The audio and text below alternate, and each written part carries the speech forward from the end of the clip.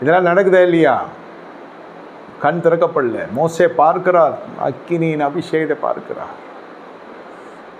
பாதரட்சை கழட்டின உடனே எல்லா அனுகூலங்களும் வருது.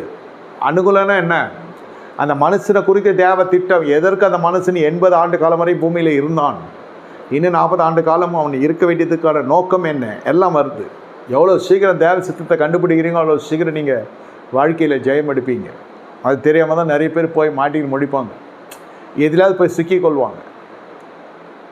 கட்சியில் வாழ்க்கை சின்னாப்பிடமாக போயிடும். நிறைய பேருக்குடைய வாழ்க்கையில் தேவத்திட்டு நிறைவேறாமலே கண்ணம் முன்னவங்க விசுவாசிகளாக இருக்காங்க. இது சத்தியம். மனதுக்கு அவ்வளோ பவர் இருக்குது, கீழ்ப்படி அமைக்க அவ்வளோ வல்லமை இருக்குது.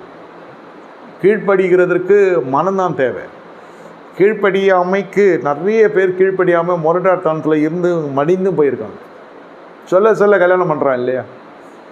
அதெல்லாம் என்ன பண்ண?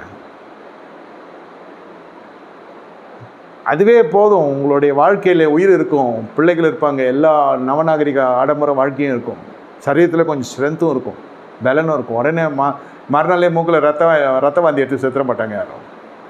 வந்து சேர வேண்டிய பரஸ்பர ஆசீர்வாதங்கள், உன்னதத்தின் ஆவிக்குரிய ஆசீர்வாதம் அத்தனையும் தடைப்பட்டு போகும். இல்லைன்னா அந்த ஒரு மனுஷன் தடையாக இருப்பான், அந்த ஒரு மனுஷி தடையாக இருப்பான்.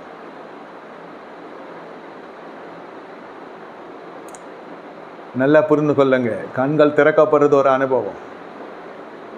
எத்தனையோ ஊழியக்காரர்கள் கண்கள் திறக்கப்படாமலே போய் சேர்ந்துட்டாங்க. ஆகாருக்கு கண் திறக்கப்பட்டுச்சு.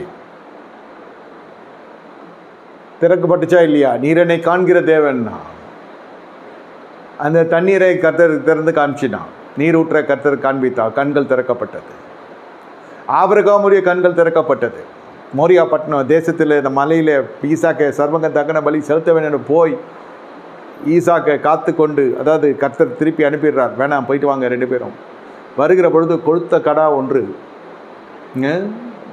முதலில் போய் சிக்கியிருக்குது. ஆபிரகாமுடைய கண்கள் திறக்கப்பட்டது. அதை எடுத்து கர்த்தருக்குன்னு சர்வங்க தகன பலி கொடுத்துட்டு இறங்குறாங்க. கொழுத்த கன்று பார்ப்பதற்கு நம்ம கண்கள் திறக்கப்படணும். இந்த கண்களை ஏறெடுத்து ஜெபிக்கிறான் எலியேசர், ரெபேக்கால் வருகிறான். இவங்களுக்கெல்லாம் நல்ல சிந்தை இருக்கிறவங்க தான் இந்த பகுதிக்குள்ளே வர முடியுன்றது தான் என்னுடைய கருத்து.